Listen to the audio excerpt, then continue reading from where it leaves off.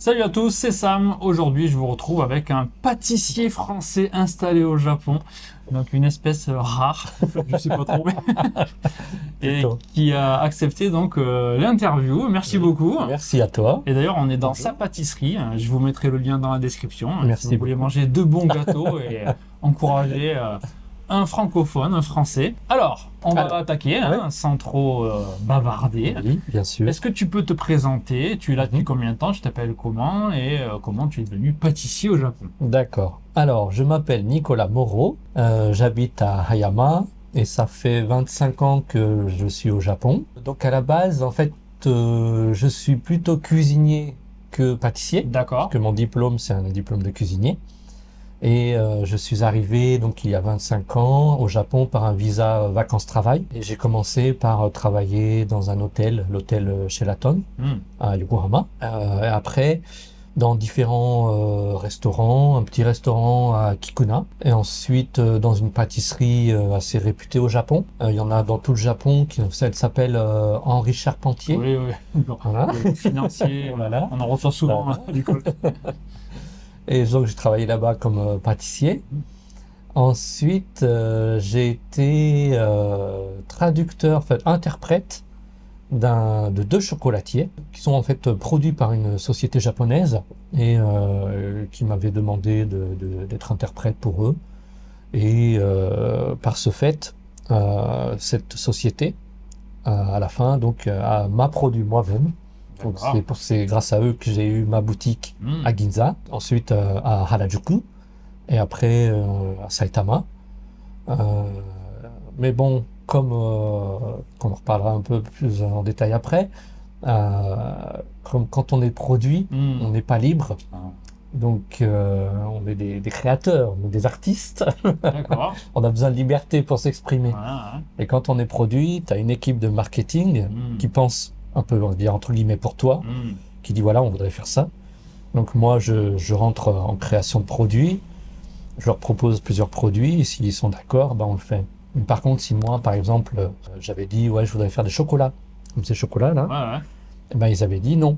Ils m'ont refusé parce qu'ils m'ont dit avec ta marque, on n'envisage pas de faire de chocolat. D'accord. Voilà, donc je ne pouvais pas faire de chocolat. Après plusieurs années avec eux, j'ai décidé de me séparer pour enfin devenir libre et de m'installer dans cette boutique à Hayama. D'accord. Parce que j'habitais déjà à Hayama depuis en fait la première année de la boutique de Ginza et j'allais tous les jours à Ginza. D'accord. Hayama, Ginza. Hayama, tu peux expliquer où c'est pour ceux qui connaissent pas? Oui. Alors Hayama, c'est dans la préfecture de Kanagawa, donc Kanagawa-ken. C'est à une demi-heure en train de la gare de Yokohama, en direction de la mer. Vous arrivez en fait à Zushi, à la gare de Zushi. Et de Zushi, vous prenez en général le bus pour arriver environ en 15-20 minutes à Hayama. Donc de la gare de Yokohama à ici, voilà. C'est 45 bonnes minutes. Oui, minimum. Oui, et, presque une heure. Et de Yokohama à Ginza, c'est encore 45 minutes. Voilà. Donc ça fait vraiment un gros trajet. Voilà, tous les matins, 1h30, voire 2 heures, et tous les soirs. Je rentrais tous les soirs aussi. Donc ouais, je rentrais juste pour dormir quelques heures, quoi. Ouais. Donc t'imagines. C'est pas une vie, quoi. Voilà. Avec 4 enfants. On y reviendra, 4 enfants. Ouais. D'accord. Voilà, pour résumer. Ok. Alors, tu as dit plein de choses intéressantes. Alors, déjà, tu étais interprète. Donc, j'imagine que tu parles bien japonais. Ça va. Comment tu as appris le japonais? C'était avant de venir ici? C'était en arrivant ici? Et par quel moyen? Alors, le japonais, en fait, j'ai commencé à l'apprendre pendant mon service militaire. D'accord. Voilà. Vous aviez fait de service. Voilà. Et oui, j'étais dans les derniers. D'accord, ouais. J'ai en fait. On a à peu près le même âge. Moi, je suis de 76. Moi, 78. 78. Et donc, moi, c'est l'année où on l'a pas fait. Moi, j'ai rien fait. Voilà. Ni le service militaire, ni la journée. Tout à fait. Ah, d'accord. Les derniers étaient ceux de 77. D'accord. Donc, moi, en 76, donc, je l'ai fait pendant un an à Lyon. Parce que bon, j'habitais aussi à Lyon. J'étais un peu pistonné. Enfin, bref. Cette année, c'était en 98.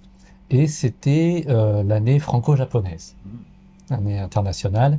Et à Lyon, il y a un grand centre franco-japonais qui est assez important et qui avait organisé des événements, des activités dans tout Lyon. Et notamment sur la place Bellecour, il y avait plusieurs ateliers Et après mon service militaire, on finissait à quoi? 5 heures, quelque chose comme ça. Je suis allé voir, et j'ai rencontré des Japonais pour la première fois, des vrais Japonais devant moi. Des vrais Japonais. Et donc, ils étaient très sympathiques, hein, ils ont montré les origami, shodo, tout ça. D'accord. Et ils m'ont dit, si vous voulez, une fois par semaine, le soir, on a une étudiante japonaise qui habite à Lyon, qui donne des cours de japonais. Voilà, pendant 1 heure. Je dis, bon, ok, je vais y aller. Et donc, je finissais mon service militaire, j'y allais le soir. Et c'est là que j'ai commencé en fait, à apprendre le japonais. Et pendant la journée, c'est ça ce qui est vraiment formidable. J'ai eu de la chance d'avoir un supérieur, c'était un colonel qui était presque à la retraite. Et quand je lui ai dit, on parlait souvent, je lui disais, ouais, là, j'ai commencé à apprendre le japonais. Il me disait, mais c'est formidable. Il dit, on va vous payer les cours. Sérieux? Ouais. Trop bien. Ah ouais. Bon, c'est pas une grosse somme, hein. Mais quand même. Mais surtout à l'époque. voilà. Donc le truc en fait, c'est qu'il me disait, quand on parlait, il m'a dit que le gouvernement devait payer les études des personnes pendant le service militaire. D'accord. S'ils étudiaient quelque chose, c'était à eux de payer. Donc ils m'ont payé les cours de japonais. Et pendant la journée, il m'a dit, tu peux étudier, il n'y a pas de souci. Donc j'étais au standard en fait. D'accord. Tu sais, les gens ils téléphonent, ouais, quand est-ce que je vais partir au service militaire, machin. Et donc moi je répondais, mais entre 2 coups de téléphone, il n'y avait rien à faire. D'accord. Donc là j'étudiais mes hiragana, katakana, tout ça. Et au fur et à mesure que j'allais à ces cours, je me disais, mais il faut que j'aille au Japon. Ça me plaisait, mais en fait le truc, ma découverte du Japon, c'est quand j'étais à l'école primaire. Ma mère, chaque année, achetait un calendrier de différents pays. Et un jour, une année, elle achetait un calendrier japonais avec des photos du Japon, les cerisiers, le temple Kinkakuji, le Fujisan, tout ça. Je dis, wow, c'est magnifique. Un jour, j'irai voir. Et mes parents n'étaient pas du tout voyage à l'étranger. Mon père, il n'a jamais pris l'avion, il voulait absolument pas prendre l'avion. Donc, toujours en France pour les vacances. Et donc, voilà, j'en viens en 98. Et là, je me suis dit, bon, il faut que j'aille au Japon. Mais comment je vais aller au Japon? Et miracle, en 2000, 2 ans après, j'avais appris qu'il y aurait le visa vacances-travail. Donc, je me suis inscrit tout de suite. Ça a commencé en 2000, c'est ça? Ouais. Ça a commencé en 2000. C'est comme un acquis, tout le monde dit, ouais, visa vacances-travail au Japon. Ouais. Mais ça n'existe pas depuis 150 ans. Ouais, exactement. Depuis 2000, d'accord. 2000, exactement. Depuis Donc, 2000. Un des premiers, je pense que je suis dans les premiers. D'accord. Peut-être le premier, parce que je vais dire, après ce qui suit, dès que j'avais fait ma demande, chaque mois, je téléphonais au consulat. Est-ce qu'il est prêt? Est-ce qu'il est prêt? Il me disait non, pas encore, pas encore. Calmez-vous, monsieur. Voilà. Dans le genre, voilà. Je les harcelais. Et un jour, ils m'ont dit oui, il est prêt. Le lendemain, je suis parti à Paris pour prendre mon visa. Et le 16 janvier 2000, je suis arrivé au Japon. Donc vraiment dans les premiers, je pense. Vraiment dans les premiers. Avec ma valise, une valise. Le minimum nécessaire, il fallait à l'époque, je ne sais pas si ça a changé, mais 300 000 yens pour venir avoir ce visa. Donc le minimum, je venais avec ça, j'avais rien. Et j'avais rencontré justement cette professeure de japonais qui m'avait dit, ouais, mon oncle, il peut t'héberger quelques semaines, pas quelques jours. Ouais, en arrivant, ça dépend. Voilà. Donc en fait, j'ai dormi dans son bureau. D'accord. Parce que c'était un monsieur qui vendait des motos, des voitures. Et la journée, il avait son bureau, il recevait ses clients. Donc moi, je partais le matin, je revenais le soir juste pour dormir. Très sympathique. Pour le japonais, je reviens au japonais.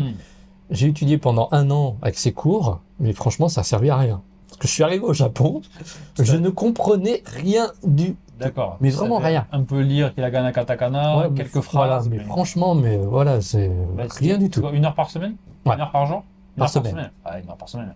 1 heure par C'est semaine. bien pour avoir des premiers contacts, mais voilà, exactement. pas vraiment apprendre, avant d'y passer des années. Tout à fait. Et donc, bon, il fallait que je travaille, évidemment. Il fallait gagner sa vie pendant 1 an. Mon but, c'était de rester quand même. Déjà j'étais ma vie, avant de venir au Japon, je me suis dit, ma vie, elle est au Japon, elle n'est pas en France. Ah, d'accord.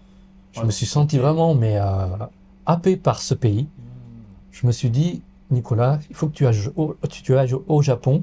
Si tu vas au Japon, tu seras heureux, mais pas en France. D'accord.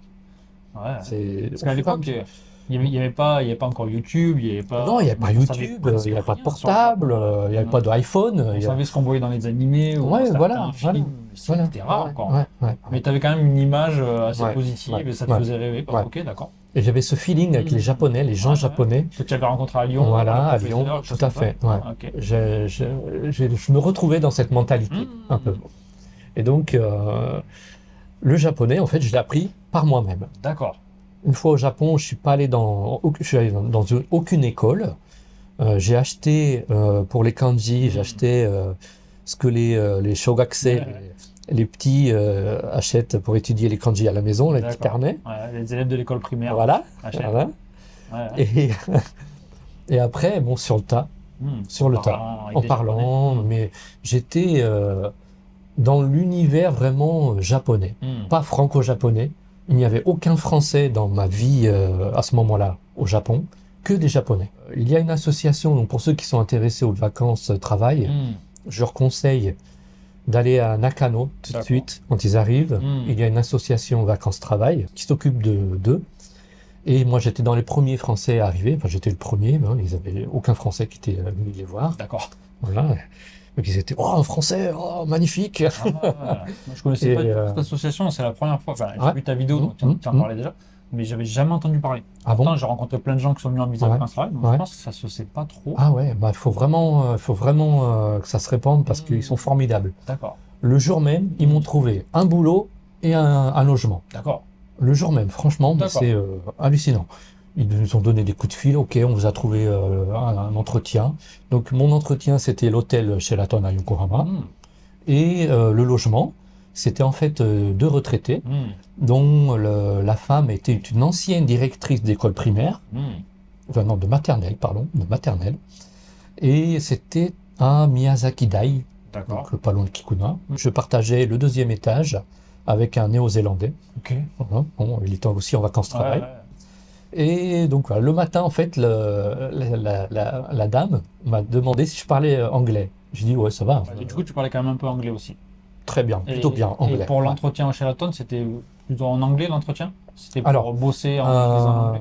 Non, c'était en japonais, mais il y avait une personne de l'association qui était avec moi. Ah, d'accord, ok. Pour faire la traduction, tout ça. Parce que tu ne pouvais pas faire un entretien en japonais à l'époque. Donc franchement, mes tâches étaient basiques. C'était vraiment du basique.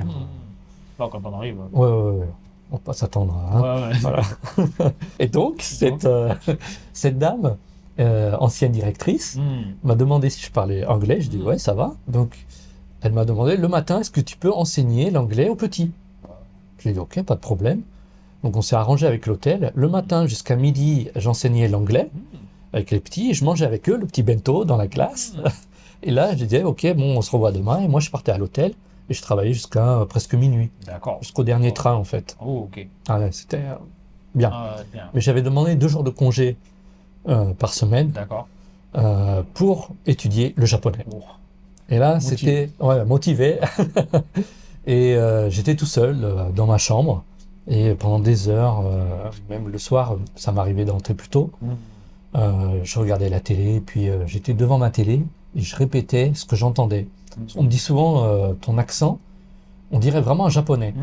Et je pense que c'est vraiment important de répéter à haute voix ce qu'on entend, les sons, pour répéter les intonations. Tu as fait les cours d'anglais le matin, l'hôtel l'après-midi. Pendant combien de temps tu as fait ça? Alors, le truc, c'est que mon but était de vivre au Japon. Et je savais que si je restais dans la situation actuelle, j'allais devoir retourner en France au bout d'1 an. Parce que le visa vacances-travail, c'est 1 an et c'est pas renouvelable. Donc, il faut enchaîner sur un visa travail ou étudiant ou autre. Tout à fait. Donc, je m'étais renseigné, j'avais contacté beaucoup d'entreprises françaises déjà implantées au Japon. J'avais envoyé des CV ou des entreprises qui pensaient s'installer au Japon. D'accord. Dont une qui s'appelle Carrefour. Vous avez peut-être déjà entendu parler. Voilà. À certains supermarchés, n'est-ce pas? Deuxième mondial après Walmart, quand même. Pas rien. Et donc, un jour, je rentre du travail de l'hôtel. Et oui, parce qu'une fois que je suis arrivé au Japon, j'ai envoyé mes coordonnées encore une fois de plus à Carrefour. D'accord. Parce que je savais qu'ils allaient s'implanter dans les prochaines années, voire dans l'année qui suit. Et un jour, je reçois un coup de fil chez moi, et c'est un Français qui me dit oui, bonjour, je m'appelle un tel de Carrefour, vous cherchez toujours du travail? Je dis ouais, bien sûr, je suis ouvert à toutes les propositions. Et ils m'ont proposé un entretien. Est-ce que vous voulez venir nous voir? On a quelque chose à vous proposer pour voir si ça vous plaît. Et c'était chef de rayon dans le magasin de Minami Machida. D'accord. Dans le Grand Belly Mall. Voilà. Je vous dis tout de suite, il n'y a plus de Carrefour. Oui, ça n'existe plus. Au Japon. Voilà. Je vais y venir.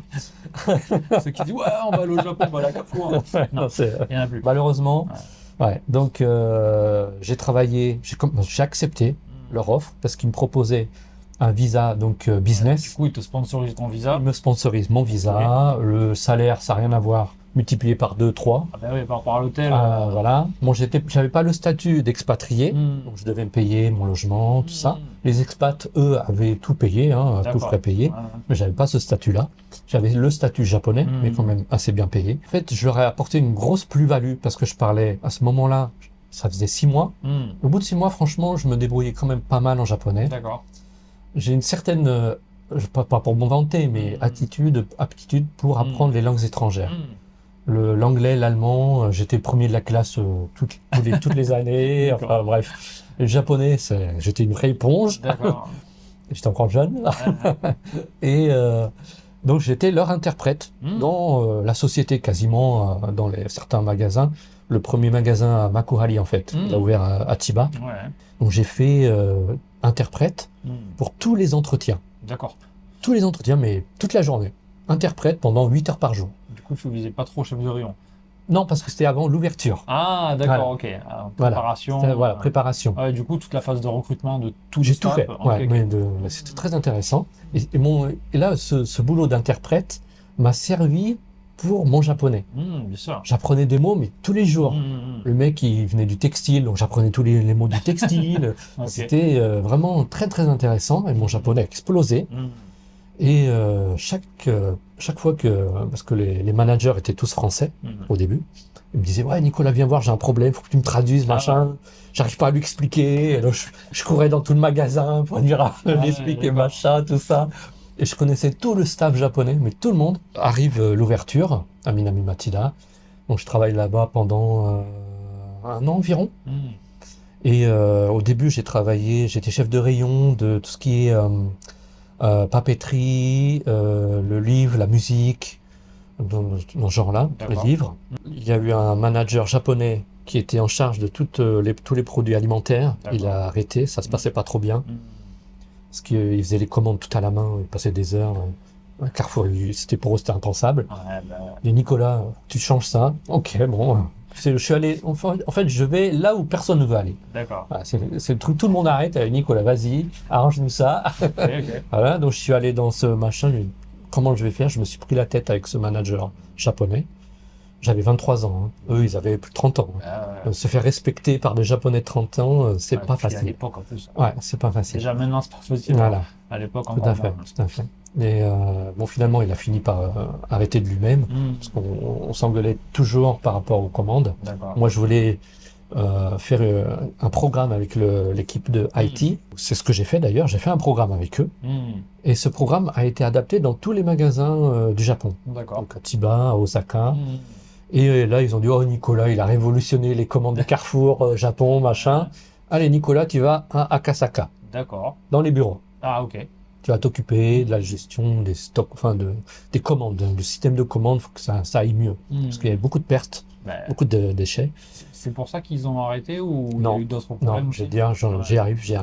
Donc je suis allé à Akasaka et ça me plaisait pas du tout. Parce que j'étais devant un ordinateur du matin au soir. Bon, le salaire avait été encore remonté, donc ouais, c'est bien, mais bon, franchement, il n'y a pas que l'argent, ça me plaisait pas. D'accord. Et puis j'étais avec des Français, moi je voulais être avec des Japonais. Voilà. Ma mentalité était plus en phase avec les Japonais plutôt qu'avec les Français. Pour ça, j'ai très peu d'amis français et beaucoup d'amis japonais. Donc on en parlera après si tu veux. Et donc j'ai dit, je veux retourner à Minami Machida.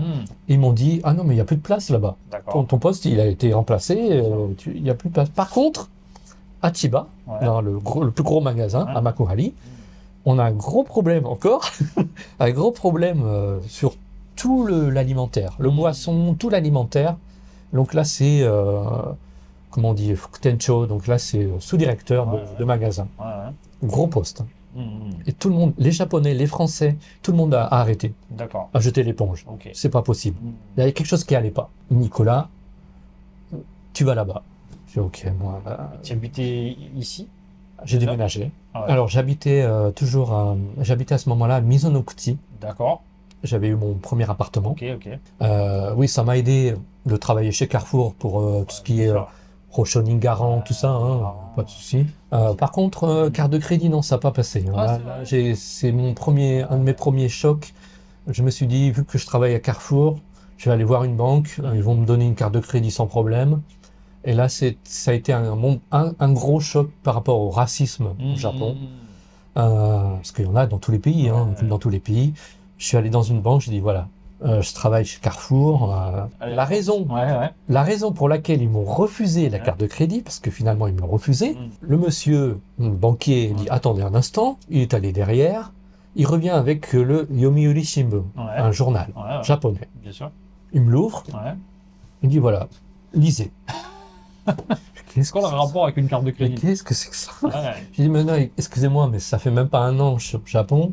Le journal, je suis désolé, j'arrive à lire les hiragana, katakana, quelques kanji, mais tout ce qui est économie, tout ça, je suis désolé, j'arrive pas encore à lire. Moi, ça fait 13 ans, j'arrive pas. Voilà, et il m'a dit, voilà, c'est ça. Donc, monsieur Moreau, voilà, vous allez étudier encore un petit peu le japonais, et puis quand vous arriverez à lire, vous reviendrez nous voir. Ouais, il voulait pas quoi. Ouais, il voulait pas. Clairement du racisme. T'es étranger, t'as pas de carte. Exactement. Bon, ok, bon là j'ai été outré, je dis mais regardez ces Carrefour, deuxième, je vais montrer sur la carte, tout ça, j'avais pas encore l'iPhone à cette époque, c'était les machins là. Voilà. Et il dit ouais, je connais pas Carrefour. Il venait d'arriver au Japon, peut-être, ok. Bref, j'ai pas eu ma carte. Mais j'ai eu ma carte, ma revanche à Makuhari, à Chiba. D'accord. Parce que Carrefour s'était associé avec une société de cartes bancaires. D'accord. Et ils font souvent des stands dans les grands magasins. Et là, je suis allé dans ce stand, dans le magasin. J'étais sous-directeur de magasin.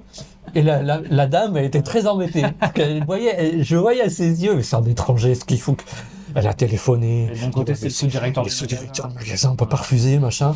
Et là, mais avec les dents serrées, ils ont accepté. J'ai eu ma première carte de crédit. D'accord. Voilà, mais bon, c'est pour la petite anecdote. Tous les supermarchés, les grands magasins, ils ont des collaborations avec des cartes de crédit, avec Anna, avec Jal, avec... Tout à fait. D'accord, donc tu as eu ta carte. Voilà, j'ai eu ma carte enfin. Bon, j'ai pas fait des folies non plus, mais bon, pour l'anecdote.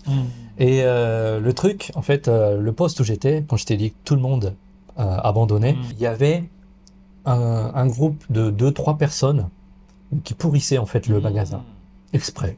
D'accord. Je sais pas s'ils étaient payés par d'autres magasins ou je sais pas quoi, mais le jour où je suis arrivé, le premier jour, il y avait un chef de rayon, donc sous moi, de 36 ans, un homme japonais de 36 ans, et il m'a dit, cash, le premier jour, il m'a dit, t'as 23 ans, j'ai 36 ans, je ne t'obéirai jamais. J'ai dit, mais je suis ton supérieur, faut que tu obéisses. J'en ai rien à foutre, il me dit. Je t'écouterai pas, je fais ce que je veux. Dégage. Mais il faut faire attention, ça suffit pas. Ça suffit pas. Mais j'ai dit ok, donc je voyais, il était avec un autre, il bossait pas, il faisait des coups par derrière. Et un jour, je vois dans le chiffre d'affaires de son rayon, il s'occupait des spiritueux, tout ça. Dans son rayon, un chiffre d'affaires négatif de moins 200 000 yens, tout en genre, juste sur un jour. Qu'est-ce qui s'est passé? Je suis allé le voir.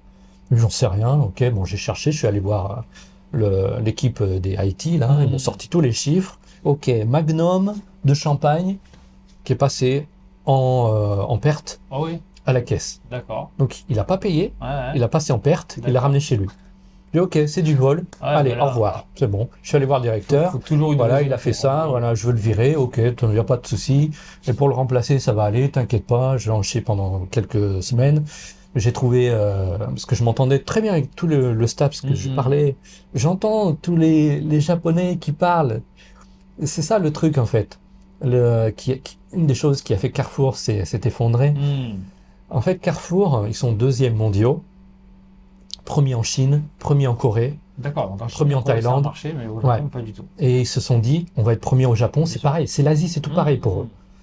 Et j'aurais dit, faites attention, le Japon, c'est pas du tout pareil que la Chine, la clientèle est vraiment différente. C'est la plus difficile du monde. Et les Japonais, ils vont vraiment être très exigeants de vous. Comme je parlais beaucoup avec les clients, comme avec mon japonais, à l'époque, je parlais très bien quand même, ils me disaient, ouais, pourquoi vous êtes Carrefour, vous êtes français, il n'y a pas de produits français. Il n'y en a quasiment pas. Et même quand il y en a, au bout d'une semaine, le rayon est vide, c'est en rupture de stock. J'ai dit, ok, je vais voir ce que je peux faire. Et je suis allé, je connaissais le siège à Akasaka, j'aurais téléphoné. Et c'était un Américain qui s'occupait de l'import. Pourquoi ils ont mis un Américain sur l'équipe de marketing? C'est import marketing, c'était un Américain. Là, c'est louche aussi. Il me disait, ouais, mais bon, le Japon, c'est le dernier pays à être fourni en produits français, en marque Carrefour. On fournit tout l'Asie, et s'il en reste, on le met au Japon, et c'est par bateau. Donc ça prend 3 mois, donc intervalle de 3 mois, les restes. D'accord. Je dis non, mais il faut arrêter ça, c'est pas possible.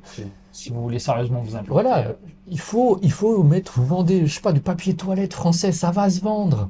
Et regarde Costco, tu connais Costco? Bien sûr, bien sûr. Ils vendent du papier toilette par palette. Oui, bien sûr, bien sûr. Voilà, il fallait faire la même chose. Et ils nous disent non, on va pas changer, nous, on va battre Ito-Yokado, Daiei, on va tous les battre. Sur leur propre terrain. D'accord. J'ai dit, ok, vous aurez toujours un cran de retard. Et ils allaient voir, on allait voir les magasins. Oh, ils font ça. Allez, faut faire ça demain. Le directeur, il disait, demain, il faut faire la même chose. Mais en un jour, c'est pas possible. D'accord. On téléphonait aux fournisseurs japonais. Ils disaient, non, mais ça prend du temps, il faut au moins une semaine. On avait toujours 1 semaine, 2 semaines de retard par rapport au supermarché japonais. Ça commence, le chiffre a baissé. Les Japonais ont compris que finalement Carrefour était un magasin comme Ito-Yokado avec 2 semaines de retard. Donc pourquoi y aller? Voilà. Et donc j'ai quand même réussi à remonter le chiffre d'affaires en 6 mois de 30% de tout l'alimentaire de Makuhari. Mais un jour j'ai dit j'arrête. Je suis allé voir le directeur. J'ai dit bon, j'arrête Carrefour, je suis désolé. Vous voulez pas changer votre marketing? On va se planter, on va dans le mur. Et je leur ai dit dans 1 an, l'année prochaine, Carrefour, c'est fini. Du fait de mon bon japonais, comme j'allais boire avec les fournisseurs japonais, très important de boire au Japon. Surtout dans ce qui est, alors ça dépend du milieu, mais dans ce qui est commerce, exactement. Pour les relations. L'alcool et le golf. Voilà. Le golf, j'ai pas trop touché, surtout l'alcool. Mais bon, ils m'ont dit, Nicolas, l'année prochaine, tous les fournisseurs du Japon vont arrêter de travailler avec Carrefour. D'accord. On s'est tous mis d'accord, on va tous rompre nos contrats. Carrefour n'aura plus de fournisseurs dans 1 an. Je dis, oula, ça sent mauvais. Et je leur ai dit ça. Ils m'ont dit ça, dans 1 an, vous n'aurez plus de fournisseurs, Carrefour, ce sera fini, il n'y aura plus rien. Mais non, ça va aller, Nicolas, quand même. Je dis, non, je suis désolé. Bon, j'ai passé une journée à parler avec le directeur de magasin. Il était très sympathique, hein. Il venait de Chine. C'est celui qui, parmi les Français, qui avait plus l'esprit, on va dire, un peu asiatique, l'esprit d'écoute. Et bon, il était navré pour moi, j'étais navré pour lui. J'ai arrêté. Et 1 an après, c'est Ion qui a racheté Carrefour pendant un petit moment. Et puis après, Carrefour est parti. Et Carrefour, ils sont restés combien de temps finalement? 2-3 ans? 3 ans. 4 ans. 4 ans. Rapide. Ouais, très rapide, très rapide. Et franchement, je me suis battu pour mettre ces produits français dans les rayons. Mais avec un directeur marketing américain et machin, là il y a quelque chose de louche. Et donc, si j'avais pas arrêté, à l'heure actuelle, je serais peut-être en Chine ou en Corée. Parce que tous les Français qui sont restés sont allés en Chine ou en Corée ou à l'étranger. Moi, je voulais vivre au Japon. Bien sûr. Et donc, je me retrouvais au chômage du jour au lendemain. Bon, j'avais un bon salaire, donc j'ai réussi à économiser quand même pas mal. Bien sûr. Je suis revenu sur Yokohama. D'accord. Parce que c'est une ville. Je suis de Lyon, moi. Yokohama, Lyon, ils sont c'est des jumelles. Donc, je me sens proche, j'avais des amis aussi. Et je me suis dit, bon, voilà, j'ai pas de boulot. Trouver un boulot dans une entreprise française du jour au lendemain, c'est pas possible. Donc, allez, prof de français. D'accord. On regarde les annonces. Voilà, on cherche. Et un jour, je trouve une école à Yokohama. D'accord. Qui n'existe plus. Ça s'appelait. Comment ça s'appelait? Un truc du genre Bravo, je crois. Ouais, Bravo, ouais. Ouais, je connais. Ouais. à l'époque, même c'était même pas Bravo, le nom, c'était le même directeur après qui a créé Bravo, je crois. Mais ça s'appelait Centre franco-français, un truc dans le genre. D'accord. Après, il s'est agrandi, mais bon, c'était à Tammati, Ouais, Tammati. à côté du Rhin. D'accord. Ouais. Donc il m'a dit, bah ouais, au début il n'y aura pas beaucoup de cours. Hein. Bien sûr. Ok, bon, j'ai des économies, ça, je peux le faire pendant 1 an, quoi. Et puis ça a très bien marché. Je me suis découvert une autre profession. En fait, le truc, c'est que comme j'étais manager, je passais mes journées à expliquer des choses. Donc ce boulot de management m'a formé aussi par rapport à, comment dire, à la façon d'amener les choses, d'expliquer, de faire comprendre, de faire accepter certaines choses. Et ça m'a aidé dans ma façon d'enseigner finalement. Et d'enseigner ma langue. Voilà. Et ça marchait très bien. Les élèves ont commencé à me demander, à me réserver. Et au bout de quelques mois, je travaillais 8 heures par jour. Du matin au soir, j'avais des élèves. Dans cette école uniquement. Dans cette école uniquement. Et tu avais un visa par cette école? Il t'avait sponsorisé un visa ou tu étais déjà marié? Alors, j'avais bossé 3 ans à Carrefour. Là, mon visa était de 3 ans, je crois. De 3 ou 5 ans. J'avais de quoi voir venir. D'accord. Donc, bon, je m'affolais pas trop encore. Et en fait, c'est là que j'ai rencontré, dans cette école, j'ai rencontré ma femme. D'accord, une élève. Voilà, une élève. Ok. Je me suis fait un peu engueuler par le directeur. D'accord. Il me disait, il m'avait dit, hein, c'est interdit, ce genre de relation. Voilà, mais bon. Forcément, c'est des êtres humains. Donc, voilà. Après, voilà, s'amuser avec plusieurs élèves. Voilà, c'est ça. Ça, on a discuté. Comme j'ai dit, aller boire, c'est très important. On est allé boire un soir. Il m'a dit, Nicolas, bon, t'es sérieux. Je pense pas que tu sois du genre à t'amuser avec une élève chaque jour. Je dis non, c'est pas moi. C'est sérieux. Ok. Et puis, bon, il pouvait pas me virer du jour au lendemain. J'avais la majorité des élèves de l'école. Donc il était un peu bloqué, quoi. Voilà. Ça arrive souvent à combien de fois j'ai rencontré des profs qui ont rencontré. Par la suite, il a viré des profs qui s'amusaient chaque semaine avec des élèves différents. Là, c'est normal. Il y a des écoles où ça se fait, apparemment. J'ai entendu d'anciennes collègues qui me racontaient ça. Mais voilà, si vous voulez sérieusement avoir une carrière, si vous êtes amoureux de quelqu'un, je pense que le directeur comprend toujours. Tout à fait. Le directeur m'a dit, je voudrais pas qu'elle arrête ses cours de français. D'accord. Voilà. On s'est mis tous les 3 autour d'une table. J'ai dit, ok, bon, on continue, comme ça, on continue, bon, on est ensemble.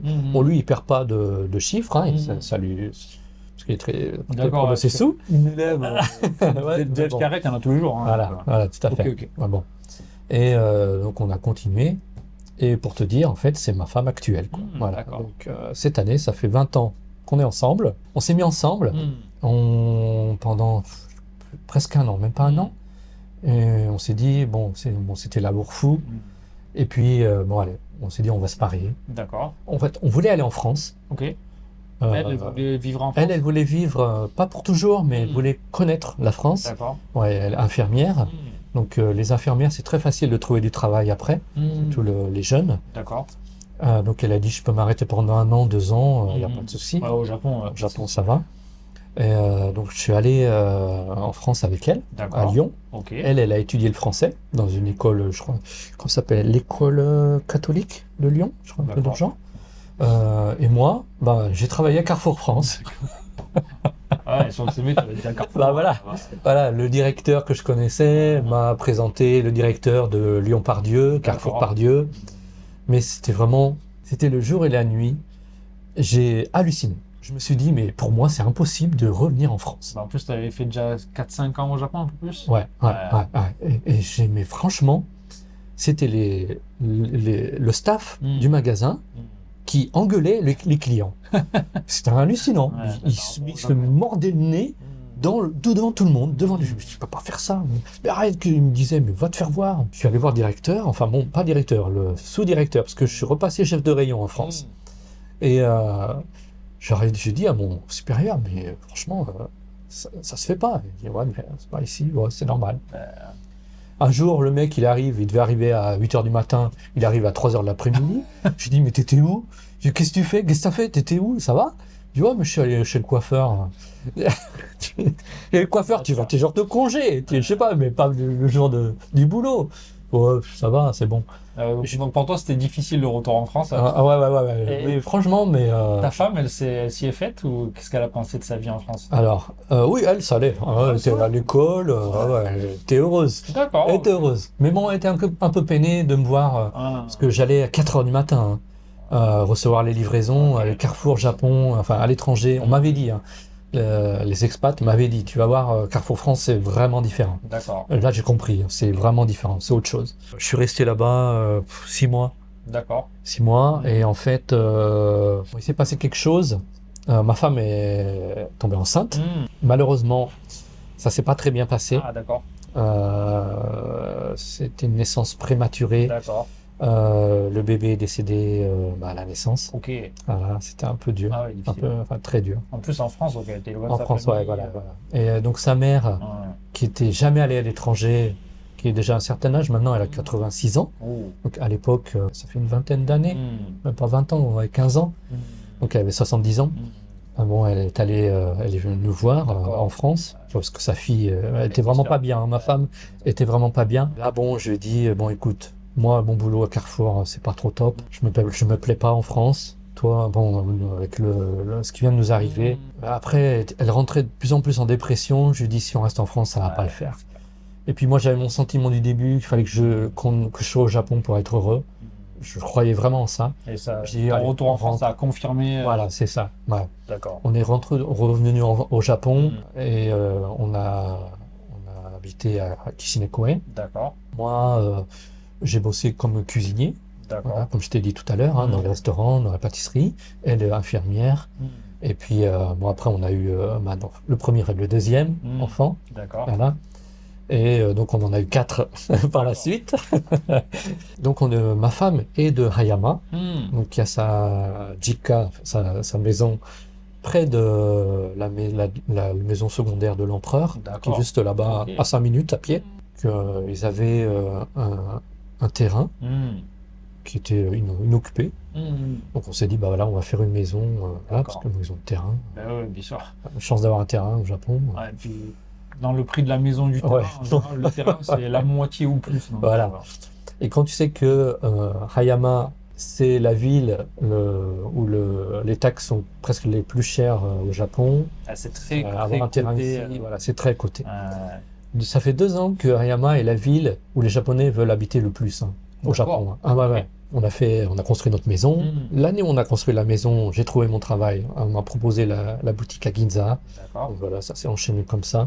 Voilà, c'est un peu comment s'est déroulée ma vie professionnelle, on va dire. Il y a eu d'autres choses. Bon, Carrefour, bon, ils se sont plantés. On me demande souvent comment ça fait de travailler pour des Japonais. Parce que la boîte qui m'a produite à Ginza était japonaise. Et c'était la première société d'État Fukyu.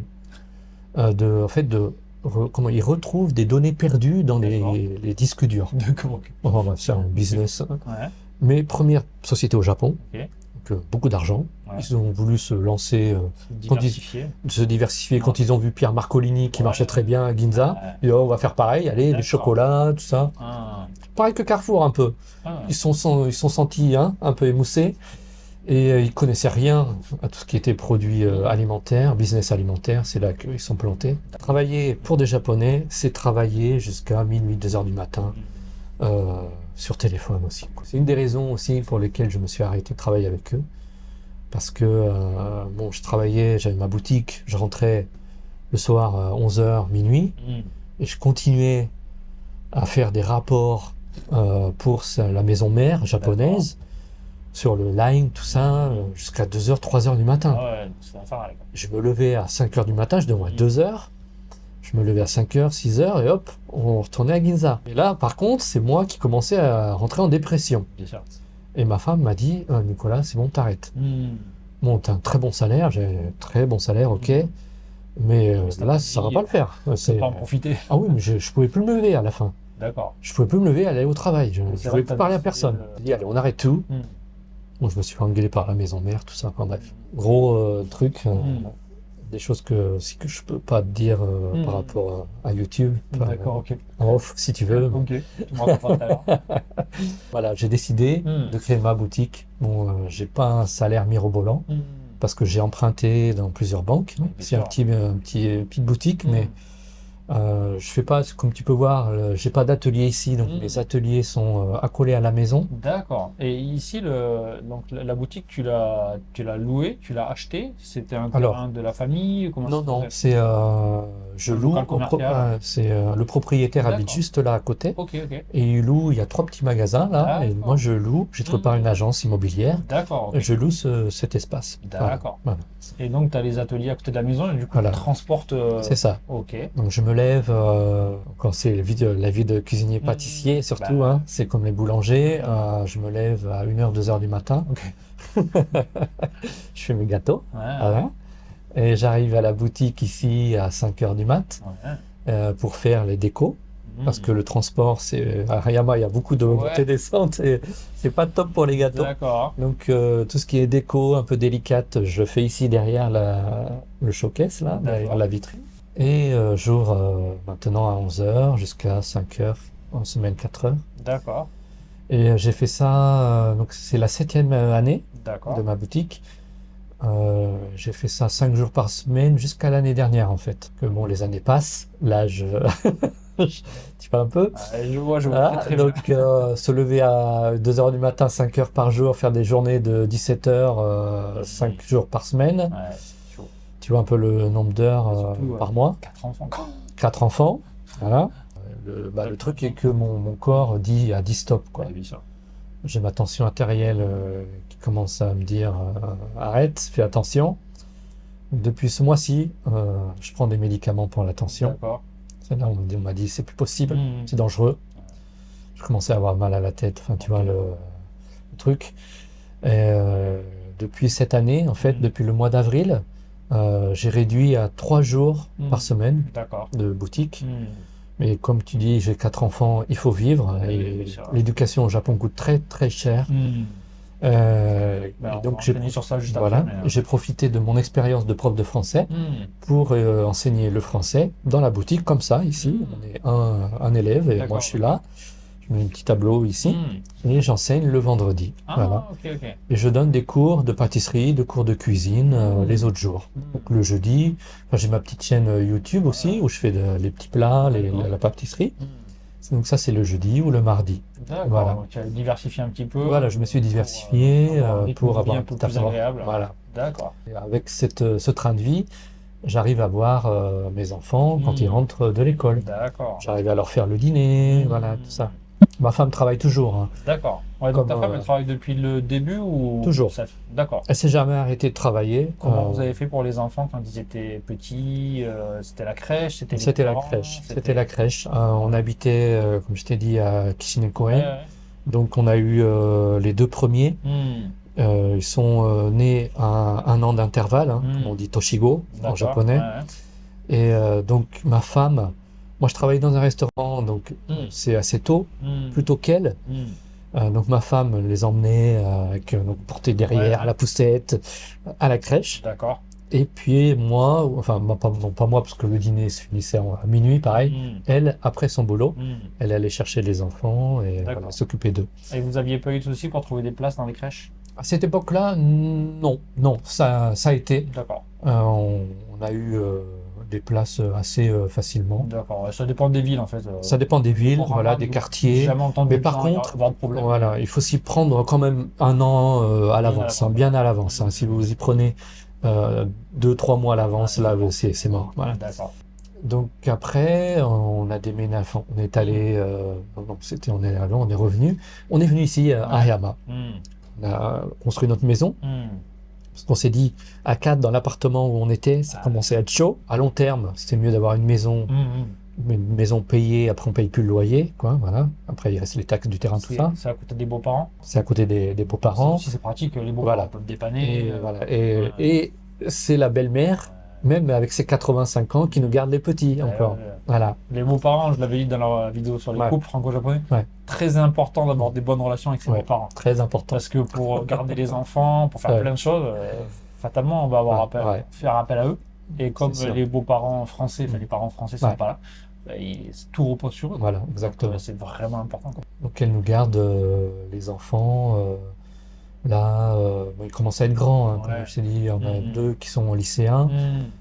La troisième, elle est au collège et le Mhm. quatrième à l'école primaire. D'accord. Donc juste pour le quatrième. ouais, Après, les autres, ils arrivent à se débrouiller, hein. bien Ils sûr. sont leur petit lamen ou un truc dans le genre, D'accord, au ils se cas où. débrouillent, quoi. Ok, Mais elle leur fait quand même à manger. d'accord, Ouais, elle vient 2 fois par semaine, 2, 3 fois par semaine. Voilà. d'accord. Et tes enfants, ils sont dans le public, dans le privé? Comment ça s'est passé? Alors, Comment ça se passe? ouais. Il faut savoir que notre éducation est 100% japonaise. Hmm. À la maison, on parle japonais. Hmm. Je parle japonais. Ma femme parle un peu français, hein, avec l'année qu'elle a passée en France. Hmm. Mais bon, si on est tous les deux de temps en temps pour s'amuser, on dit des petits trucs en français. Mais en général, c'est tout en japonais. Ça va beaucoup plus vite. Là, c'est plus pratique.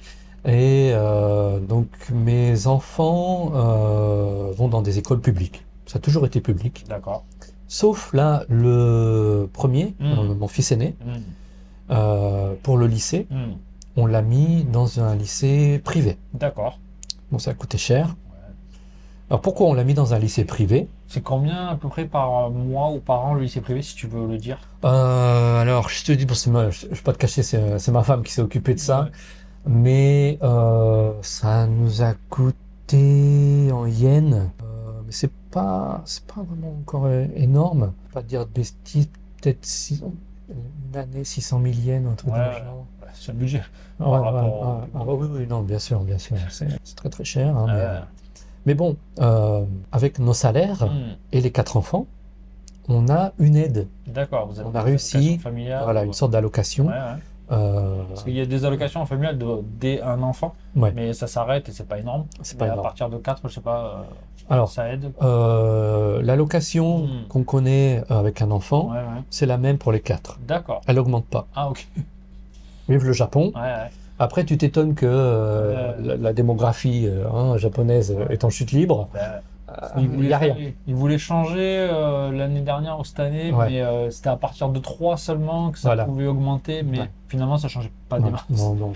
C'était Ils pas ont fou, augmenté de 5 000 yens. Ouais, c'est voilà, rien, c'est rien. Ça t'aide à payer un Voilà. resto une fois et voilà. Voilà, exactement. Ok. C'est-à-dire quand on va Faut pas compter sur ça pour lever des enfants. Ouais, exactement. Quand on va au yakiniku, Ouais, ben, c'est presque 30 000 yens. Hein.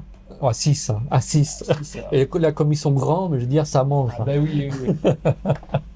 Donc, D'accord. le yakiniku, Ouais, pas trop. d'accord. Ouais. Et pourquoi vous l'avez mis dans le privé? Oui, alors on l'a mis dans le privé parce qu'en fait, mon fils nous a dit d'un seul coup, comme ça, il veut faire de la trompette en Ah, bukatsu. Bukatsu, Ouais. c'est l'activité extrascolaire, mais dans le cadre de l'école. Hein, pour les Français qui connaissent pas. C'est pas comme en France, où en France, les activités sportives, Dans musicales, les c'est associations, hors ailleurs. scolaire. Au Japon, c'est tout dans le cadre de l'école. Et il y a une école pas loin d'ici, qui est très réputée, D'accord. qui vise le concours national, le prix national des écoles D'accord. en musique, D'accord. en groupe. Donc ils ont leur petit orchestre. Et lui, donc, il est rentré là-dedans en faisant de la trompette. Voilà. D'accord. Bon, il en faisait pas. Hein. C'est la première fois qu'il fait d'un d'accord. instrument de musique. Ok. Ouais, non, Et alors du là, coup, c'était. il s'est dit, Bon, il s'est mis à fond. Ouais. Il prend des cours en plus une fois par semaine en privé Ok. pour se remettre au niveau des autres. Ouais. Et donc c'est pour ça, on s'est dit que Bah, s'il a envie. Voilà. c'est Et puis, possible. on a une image que, Hmm. surtout, il n'y a pas beaucoup de lycées dans le coin. Bah, On n'a pas beaucoup le choix. Bon, le privé, il faut aller encore plus loin. Après, là, ça coûte, hein, les transports, tout ça, il faut C'est payer ça aussi. Ça coûte très cher, même si c'est tarif étudiant. Hein. On s'est dit, peut-être sur le plan des études aussi, ça serait bien. Le truc, c'est que, bah, justement, demain, on va aller voir, c'est par hasard, hein, mais demain, on va aller voir, on a rendez-vous avec l'école, parce qu'il veut arrêter. Il veut arrêter la musique, D'accord. parce que là, c'est vraiment, mais on va rentrer dans le côté extrême du Japon, Ouais. où ils font tout à l'extrême. Comme je t'ai dit, ils visent Bah, si la ils première visent place nationale. Et voilà, on est reparti dans apprenez cette partition pour demain. Faites une vidéo de vous, des élèves, qui se filment en train de réciter la partition. Pour dire, voilà, pour faire de la preuve que j'apprends. Mais il fait ça à minuit, quoi. Bah, Et c'est la pression, c'est le stress. Et mon fils, là, la semaine dernière, je le reconnaissais plus. Là, il était comme moi, au bord de la dépression. Là, on s'est dit, bon, allez, stop, on arrête, c'est bon. Lui aussi, il voulait arrêter. La musique loisir, quoi. Voilà, il dit, moi, je veux pas devenir professionnel. D'accord, ouais. Lui, son truc, c'est le dessin. Après, dans 2 ans, il va rentrer dans une école, pas dans une université, parce qu'il n'a pas le niveau. C'est le mangako. C'est le mangako de character designer. D'accord. Voilà, parce que le dessin, mais tout petit. Enfin, pour moi, il a un don. Enfin, mon père était architecte. Je reconnais dans mon père, il a le trait, mais c'est hallucinant. J'ai dit, mais va là-dedans, quoi. Il me disait, ouais, je veux garder ça pour le loisir. Je dis, non. D'accord. Si t'as un truc que t'aimes, t'es doué, fais-en ton métier, tu verras, tu seras heureux. C'est le pied, c'est le top. C'est pas tout le monde qui peut faire ça. Et à part ce lycée spécial qui préparait réussir les concours, donc beaucoup de pression, pour tes autres enfants ou même lui, le reste de sa scolarité, jusqu'à la fin du collège, du coup, qu'est-ce que tu penses du système éducatif japonais dans le public? Est-ce que tu en étais satisfait? Est-ce que tes enfants étaient heureux? Et est-ce qu'ils ont eu des problèmes du fait d'être métis ou pas du tout? Comme j'en ai 4, on va faire au cas par cas. Mais le problème par rapport à être métis, je sais pas si c'est vraiment ça. Mais ce qu'on dit, le hijime, le harcèlement scolaire, mon fils aîné, on a été victime. D'accord. À l'école primaire. D'accord. En Shogakko, ici. Ok. C'est parce qu'il était métis ou c'était Je pense pas spécialement. Je pense pas, non. Parce qu'en fait, il se faisait bousculer, on lui disait des choses, mais ses enfants, qui n'étaient pas des gentils garçons, ils avaient d'autres cibles aussi, qui étaient japonaises. Il y avait une fille aussi un petit peu enveloppée. D'accord. Il lui traitait de virus, tout ça, et elle aussi. D'accord, au primaire. En primaire, ouais. Dès le primaire, il y a du harcèlement. Alors, il y en a partout. Et donc moi j'ai appris ça. Enfin, je voyais qu'il n'était pas bien. Et ma femme, elle n'avait pas la relation que j'ai. En fait, les femmes, je pense que les mères japonaises ont une très bonne relation avec leurs filles. D'accord. Mais avec les garçons, il y a un mur. Je sens qu'il y a quelque chose que. Je pense que ça vient de leur enfance. Elles n'ont pas été très proches des garçons. Elles comprennent pas un peu la façon de penser des garçons et ça bloque. Donc moi, un jour, je me suis mis seul avec mon fils. J'ai pris plusieurs heures et je me suis dit, je veux que ça sorte. Il y a quelque chose qui va pas, je le sens. Et là, il nous a tout dit en pleurant. Il a pleuré. Il dit, ouais, on fait ça. J'ai dit, ok. J'ai appelé l'école. Rendez-vous. J'ai engueulé le directeur, le prof, tout le monde, j'ai engueulé tout le monde. Et du jour au lendemain, c'était fini. D'accord. Là, il n'y a plus de hijime, plus de harcèlement, c'était fini. Et l'école était au courant ou... Non, ils n'étaient pas au courant. Ils n'étaient pas au courant. Il y a des écoles qui sont au courant aussi, qui font comme ça. Voilà, exactement. Mais de plus en plus, il y a eu beaucoup de scandales, beaucoup de news sur ça. Donc maintenant, il y a beaucoup d'écoles qui font très très attention. Tout à fait. Mais bon, même s'ils font attention, ils ne peuvent pas tout voir. Bien sûr, et puis ils sont bien occupés. Voilà, tout à fait. D'accord, mais en tout cas, tu les as contactés et ça a réglé le problème. Ça s'est arrêté. Pour mes autres enfants, alors pas de problème de harcèlement. D'accord. Aucun problème. Pour mes filles, pour mon deuxième fils, ça se passe bien.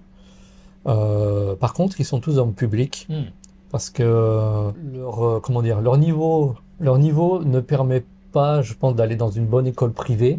En fait, ça marche comme ça au Japon. Si tu as des bonnes notes, tu peux avoir l'entrée au privé gratuite. Si tu n'as pas de très bonnes notes, tu peux rentrer dans le privé si tu payes. Et c'est cher. Voilà. Et mes enfants, on va pas dire qu'ils aiment étudier. Surtout mes filles, elles aiment bien s'amuser. Donc, allez, ça sera dans le public. Le niveau, comme on dit le niveau au Japon, dans le niveau public, il est plus facile. Mais franchement, pour moi, c'est pas l'école qui va déterminer leur futur. D'accord. On ne sait jamais ce qui peut arriver. Et tu es satisfait du niveau, des enseignants, de l'ambiance? Alors, ça dépend des matières. En anglais, ils sont nuls. Les profs sont vraiment nuls. Je suis désolé, mais quand je rencontre un prof d'anglais, je lui demande toujours son niveau TOEIC. Et là, je rigole. Et là, je rigole parce qu'en général, c'est dans les 600 points.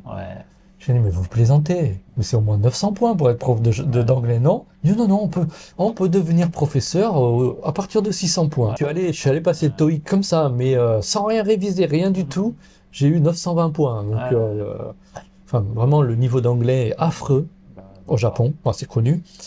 Et après, ça dépend des écoles, parce que ici, le niveau au collège, les profs sont pas très, je trouve, leur façon d'enseigner est pas très bonne. D'accord.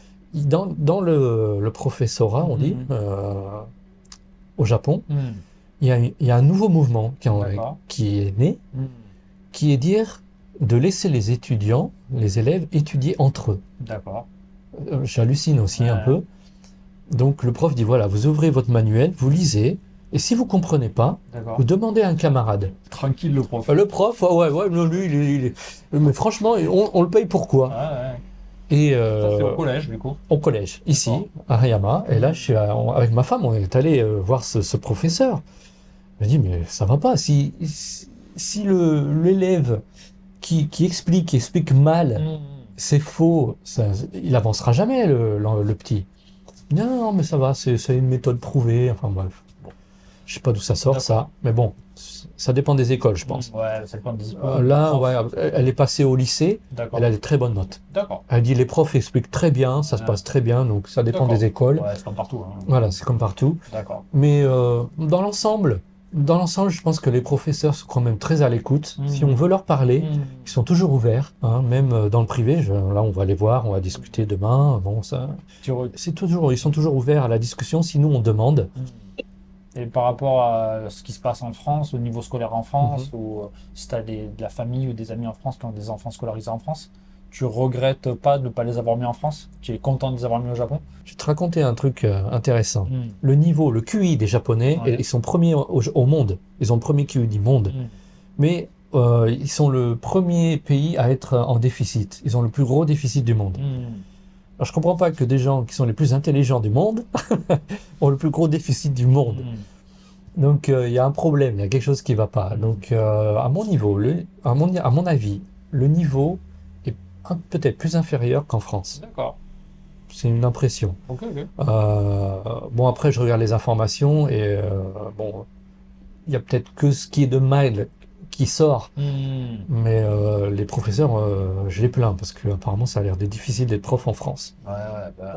Ils se font pas trop respecter. On entend tout le temps dire en France que le niveau baisse, le niveau baisse. Ici, je l'entends pas trop. Non. Même les gens, parce qu'en France, tout le monde le dit, même les gens qui n'ont pas d'enfants, à la télé, même les gens qui n'ont pas d'enfants, on a vu sur ça. Ici, on n'entend jamais dire que le niveau baisse tant que ça. Et tu n'es pas spécialement mécontent ou spécialement. Non, ça va. Ça va aller, quoi. Voilà, ça va. Et comme je t'ai dit, hein, à mon avis, c'est pas l'école qui va déterminer leur futur. C'est pas maintenant que ça se joue. Après, d'après mon expérience, hein, tout peut arriver. Beaucoup de Japonais qui mettent beaucoup de pression sur les enfants pour aller telle fac, tel lycée. Moi, j'ai rencontré pas mal de gens, ils sont allés dans une grande fac, genre Waseda, Todai. Et après, ils sont profs de japonais ou ils vendent des vélos. Exactement.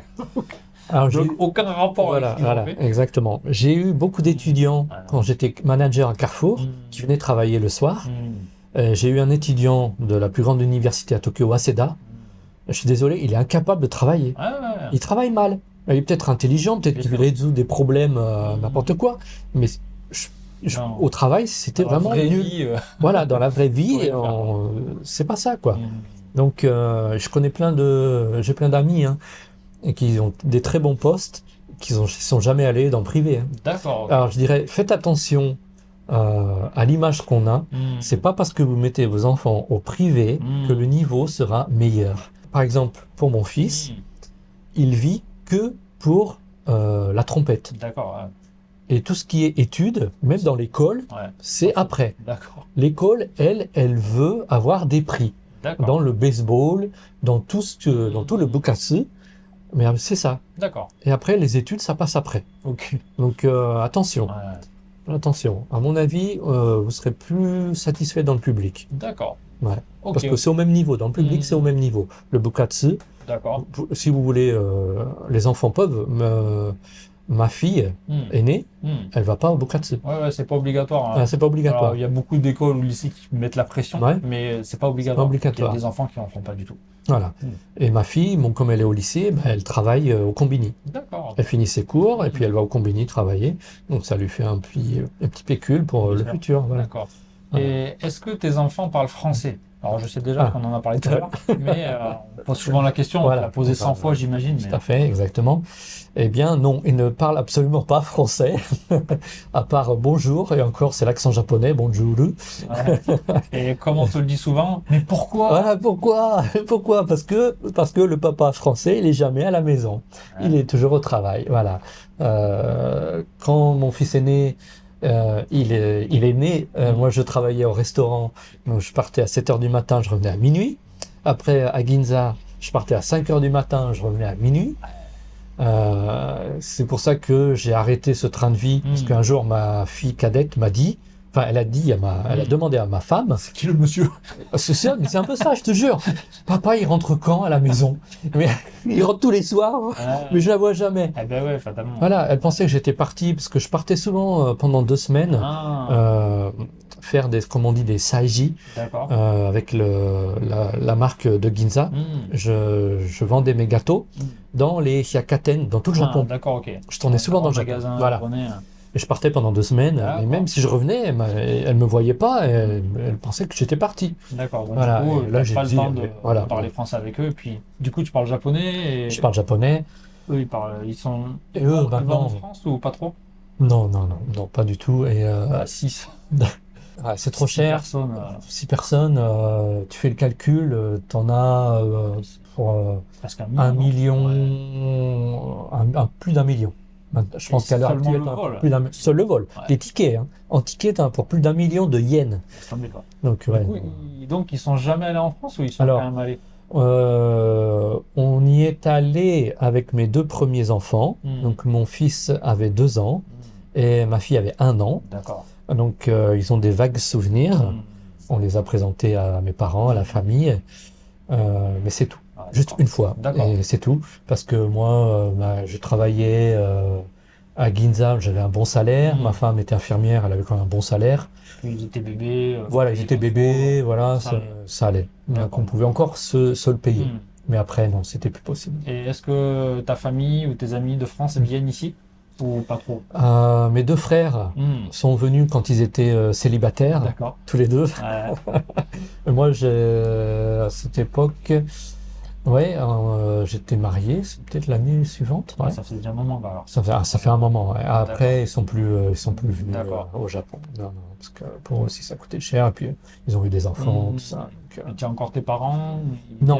Alors, mon père, il est décédé, ça fait maintenant 6 ans. D'accord. Et il était venu au Japon ou jamais? Non, jamais. Mon père, lui, de toute façon, il ne voulait pas prendre l'avion. Ah oui, donc du coup, c'est un mec qui prend pas l'avion, voilà. Et ma mère, elle a dit, ouais, j'aurais aimé, mais mon père, comme il veut pas, elle toute seule, elle peut pas y aller. Et ma mère, elle est décédée l'année dernière. D'accord. Elle avait 86 ans. Mon père avait 91. Donc oui, je suis né très tard. Oui, ils t'ont eu tard. Je suis né très tard, je suis né quand ils avaient la cinquantaine. Enfin, mon père avait la cinquantaine, parce qu'ils avaient 10 ans d'écart. Ma mère avait, je crois, 43 ans. Mon père avait 53 ans quand je suis né. D'accord. Ouais. Oui, il faut savoir, mon père, il s'est marié 3 fois. Hein. Et une bonne vie, lui. Hein. C'est bien amusé. Et donc, tes enfants sont jamais allés en France, enfin, pratiquement jamais. Mais toi, est-ce que tu y vas? Peut-être seul, de temps en temps, ou jamais? Ça fait combien de temps que t'es pas rentré en France, par exemple? Moi, ça fait 8 ans. Toi, ça fait combien de temps? Alors moi, ça fait, je vais dire, ça fait 6 ans parce que j'y suis allé pour l'enterrement de mon père. Ah bah ouais, d'accord. Voilà, c'était juste la seule occasion. Et je suis resté seulement quelques jours et je suis revenu. Et malheureusement, j'y suis pas allé pour ma mère l'année dernière. Je suis encore pas allé sur sa tombe. Et là, ça commence cette année, ça va être dur. Évidemment, quand je ferme la boutique, j'ai plus de revenus. Oui, fatalement. J'ai ma société, c'est ma société maintenant. J'ai créé ma société. Je suis mon propre patron. Donc, si je vends pas de gâteaux, je peux pas me payer mon salaire. Donc là, faut. Et est-ce que la vie en France te manque? Ou est-ce que tu es heureux au Japon et si tu peux aller en France pour les vacances, pourquoi pas, mais c'est pas un besoin pour toi? Alors, la France ne me manque pas du tout. Non, pas du tout. Pour te dire, comme je suis un bon vivant j'irai pour la bouffe. Enfin, je suis cuisinier, alors évidemment, je me fais un bon plat, je me le fais au Japon, mais ça coûte cher. Mais tout ce qui est, par exemple, ustensiles de cuisine, de pâtisserie, ça coûte pas cher en France. J'aimerais y aller pour m'acheter des trucs, évidemment, quand on est un peu dans ce domaine-là.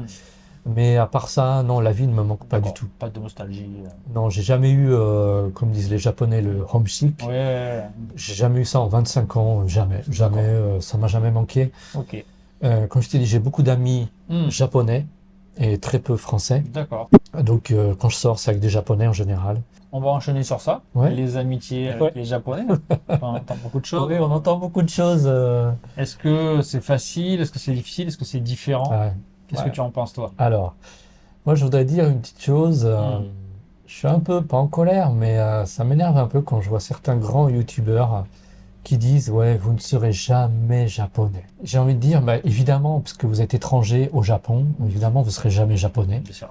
Comme vous voyez, vous habitez en France, vous voyez un japonais, vous le verrez toujours comme un japonais. Exactement. Vous n'allez pas le voir comme un français. Bien sûr. C'est la même chose pour nous. Et il faut accepter ça. C'est normal. C'est normal. Donc, évidemment, vous ne serez jamais japonais, mais vous pouvez vous intégrer dans la société japonaise. Absolument, sans problème. Et moi, je me suis intégré, sans problème. Enfin, je pense. Oui, j'entends aussi, je n'ai que des amis français. Pas d'amis japonais. Là, c'est peut-être parce qu'ils n'ont pas réussi à créer cette relation avec les personnes japonaises. Peut-être parce que eux se disent, on me voit comme un étranger, et lui, je vois comme un japonais, et on n'est pas sur la même longueur d'onde, tu vois. Tes amis, tu les as rencontrés comment, et tu considères que ce sont de vrais amis, comme on dit à la française? Ou est-ce que la relation est différente avec des amis que tu aurais en France, par exemple? Déjà, il faut définir ce que ce sont de vrais amis. Chacun a sa définition. Même français, c'est quoi un vrai ami? Est-ce que tu peux parler librement de sexe, de politique? Est-ce que tu peux débattre? Ou est-ce que non, mais que c'est une autre forme d'amitié finalement? J'ai de tout.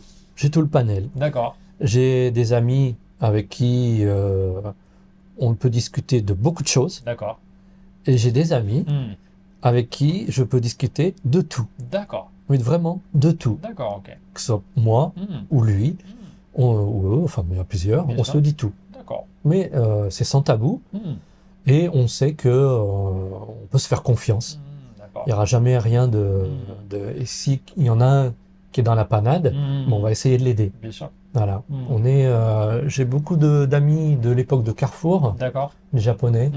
On allait boire presque tous les soirs, très tard, pas tous les soirs, mais des jours vraiment jusqu'au matin. On revenait au boulot, dormi 1 heure. D'accord. Ça crée des liens. Mais c'est ça, je veux dire, c'est ces moments-là où tu crées ce lien. Il n'y a plus de Japonais, il n'y a plus de Français. C'est deux êtres qui s'entendent et qui se disent des choses. D'accord. Et on sait qu'on peut compter l'un sur l'autre. Donc, il n'y a pas de nationalité, je pense, pour l'amitié, en fait. D'accord. J'ai aussi des amis qui sont chinois, j'en ai aussi indiens, mais ça vient surtout de Carrefour, hein, c'est international. Et puis, j'ai des amis qui sont mes clients, des clients qui sont devenus mes amis aussi. Là, dans une dizaine de jours, je vais aller boire avec un... D'abord, c'est un client, et c'est devenu un ami, et puis on va aller boire... à Yokohama, dans un izakaya. De toute façon, vous serez toujours vu comme un étranger au Japon, ça c'est sûr. Et après, l'intégration, voilà, je pense qu'il y a une barrière, c'est la langue. Comme j'avais dit dans une de mes vidéos, il faut apprendre tous les langages, le familier et le très poli. Et si vous arrivez à maîtriser tout ce panel de langages, ils vont vous mettre sur le même niveau qu'eux. Si ça m'est souvent arrivé d'être avec plusieurs Japonais, et moi je fais un truc dans mon coin, ils disent quelque chose, et moi je rentre dans la conversation et ils pensaient que j'avais pas compris. D'accord. Voilà, et mais vous avez entendu, vous avez compris? Oui, ben, bien sûr, bien sûr. Et là ils se rendent compte que le niveau de japonais est le même. Il dit, bon, on peut tous dire, alors on peut se dire certaines choses, on peut parler de certaines choses, il va comprendre. Là, on commence à parler politique et tout ça. On dit souvent que les Japonais n'aiment pas parler politique, c'est vrai. mais il y en a qui aiment beaucoup parler Ah, c'est vrai, politique. d'accord. Il y en a beaucoup. Il y en a plus qu'on Hmm. pense. Je pense qu'il y a une chose qui vient du fait que le gouvernement contrôle les médias, Aussi. plus Pas qu'en mal. France. Plus qu'en Ouais, France. ouais, carrément. Si le gouvernement lâchait prise et disait aux télévisions, allez-y, battez-vous sur le studio, je pense qu'il le ferait. D'accord. Il le ferait. Parce que j'ai l'impression qu'on n'entend pratiquement pas l'opposition ou les autres partis qui sont pratiquement inexistants dans ouais, les médias. ouais. Et, Moi, je ne suis pas trop, mais ouais. c'est mon impression en tout cas. Et cette année, il y a eu la plus grosse démonstration. Manifestation, pardon. Je pense en japonais. On dit démo en japonais. Donc la plus grande manifestation qui ait jamais eu lieu au Japon cette année. Et c'est pas passé à la télé. Et il y a plusieurs clients qui sont venus me voir. Ils m'ont montré des vidéos. D'accord. Et regardez Nicolas, il y a eu plusieurs dizaines de milliers de personnes qui ont marché contre le gouvernement. D'accord. Et pour la France, c'est ridicule, mais pour le Japon, c'est énorme. Ouais, c'est énorme. Et il n'y a rien eu dans les journaux, sur Internet. Ça a été censuré à mort.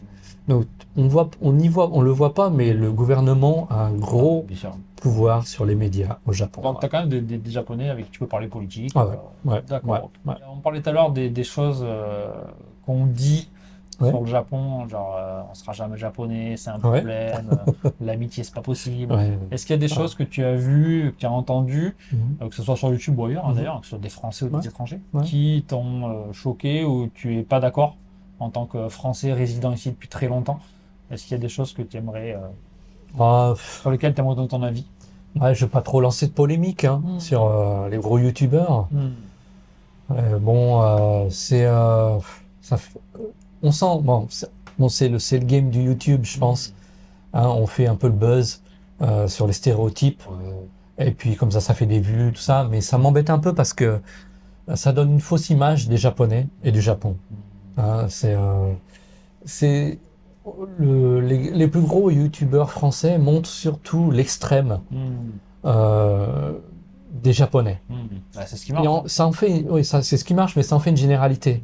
Je trouve ça dommage parce qu'ils vont interviewer peut-être 5 personnes en cosplay à Harajuku, dans le quartier où tu n'as que du cosplay. Tu fais du cosplay, tu vas dans ce quartier, mais tu vas dans le quartier à côté ou dans tous les quartiers, il n'y a aucun cosplay. Donc ça y est, tous les Japonais font du cosplay maintenant. Il n'y en a pas. C'est 1% de la population, même pas 1%.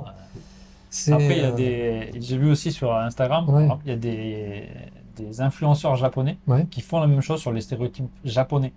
En fait, il dit moi, ma journée d'employé dans une compagnie noire, les black geisha, et les Japonais dans les commentaires répondent mais il n'y a pas que des black geisha. Tu peux quitter ton travail, tu peux changer, tu peux te reconvertir, tu peux déménager. Mais ça fait des vues, effectivement, ça fait des vues. Parce que ça entretient le stéréotype. Donc voilà, les youtubeurs, que ce soit français, japonais même ou étrangers, font la même chose. Tout à fait. Mais il n'y a pas des points précis, genre les hommes japonais détestent les femmes, ou les femmes japonaises sont malheureuses, ou peut-être que tu penses que c'est vrai ou que c'est faux. Je pense que mais il n'y a pas de généralité, je pense. Ça, c'est vraiment déjà de dire les hommes japonais ou les femmes japonaises. On rentre dans le stéréotype. C'est réducteur et c'est. Je veux dire, les amis qui m'entourent, mais ils sont normaux, quoi. Ils sont heureux, voilà. Je sais pas, peut-être que Hayama, c'est spécial. Les gens qui habitent à Hayama, ils sont cool, ils sont heureux. Alors ça, c'est possible, parce que Hayama, c'est cool. C'est plus cool qu'à Tokyo, je suis d'accord. C'est un petit peu éloigné, c'est au bord de la mer. D'accord. Mais je pense que c'est vrai que dans les villes, les Japonais des villes sont peut-être un peu plus stressés et ils ont moins de patience. Je vois des clients, les clients de Tokyo ont moins de patience que ceux de Hayama. Mais ok, mais bon, voilà. Mais sur le côté, on va dire, social, heureux, pas heureux, ça dépend des gens, ça dépend de ce qu'ils font. À mon avis, c'est comme en France, vous avez des gens heureux, pas heureux, c'est pareil, exactement pareil. Sur les relations entre hommes et femmes au Japon, pas faire de généralité, parce que je vois de tout en fait. Je vois de tout en fait. Donc, L'autre fois, j'avais interviewé un Français qui s'inquiétait un petit peu, il avait une fille qui était jeune, deux filles, et il s'inquiétait pour les chicanes, pour les pervers dans les trains, pour la culture un petit peu néfaste parfois. Est-ce que toi, tes filles ont eu des problèmes comme ça? Est-ce que c'est quelque chose qui t'inquiète? Ou est-ce que elles n'ont pas du tout été victimes d'insécurité ou d'agression ou de harcèlement sexuel? Alors, c'est une bonne question parce que ma fille cadette en a été victime. D'accord. Donc, c'est à la rentrée de l'école, sur le chemin, ici, à Hayama. Hayama. Ouais, tout le monde pense que Hayama... Le Japon est plus sûr que la France, mais n'est pas si sûr que ça. C'est pas non plus le pareil. Et la violence au Japon, on sent que ça commence à vraiment augmenter. D'accord. Mais bref, la rentrée de l'école, on lui a pris le bras par derrière. D'accord. Et c'est un monsieur masqué, avec un masque. Il dit j'ai des bonbons, des jeux vidéo à la maison, tu viens? Ah ouais. Et il a pris le bras. Et, ma fille, bon, comme elle est assez costaud. D'accord. Elle avait quel âge? Elle était à l'école primaire. Ah ouais. Dernière année, je crois. Non, avant-dernière année. D'accord. Petite, hein, petite, mais bon, elle a bien réagi. D'accord. Elle a enlevé son bras et elle est partie en courant devant, ici, devant le supermarché, là. Enfin, pas celui-là, l'autre, pardon. Et moi, j'étais à la maison, j'avais arrivé en pleurant. Je disais, qu'est-ce qui t'arrive? Il m'a expliqué. Je lui ai dit, allez, viens, on prend la voiture. S'il est encore dans le coin, je vais le prendre en photo. Bon, il n'était plus là. On est allé voir la police. Et puis, la police, on est resté avec la police sur le lieu jusqu'au soir. Ça a duré des heures. Ils ont pris des empreintes partout, tout ça. Mais on l'a pas retrouvé. Hein. Ouais, bien sûr. On l'a pas retrouvé. Voilà, donc je vais dire cette anecdote. Il y a eu un incident. Il y a un incident. D'accord. Et voilà, je vais dire ça. Et voilà, les Japonais sont des pervers. Je suis désolé. Mais le chicken, tout ça, il y en a autant en France. Il y en a même plus. Il y en a même plus. Hein. J'en parlerai bientôt, mais j'avais cherché les statistiques. Il y avait écrit en France, 86% des femmes ont été victimes de harcèlement ou de violence sexuelle dans les transports. Ici, c'est beaucoup moins. Beaucoup moins. On en parle beaucoup parce qu'il n'y a rien d'autre. Mais en réalité, c'est beaucoup moins. Mais voilà, ça existe évidemment. Donc les Japonais pervers, s'il vous plaît, youtubeurs, arrêtez ça, c'est pas vrai. Les pervers, il y en a beaucoup plus en France, à mon avis. Ouais, exactement. C'est faux, c'est faux, c'est faux. C'est faire attention, mais c'est pas quelque chose au quotidien, c'est pas une pression. Non. Mais on s'inquiète en tant que parents, c'est normal. Hein, mais bon, que ce soit au Japon ou ailleurs, on est quand même prudent. Puis nous, on est français, donc même si on est là depuis très très longtemps, qu'on est un peu plus cool, on peut poser le sac et aller aux toilettes sans regarder, on a quand même l'habitude. Bien sûr.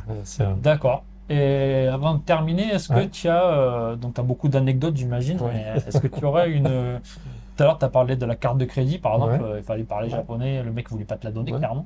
Est-ce que tu as une mauvaise anecdote qui t'est arrivée parce que tu étais français ou parce que tu étais étranger?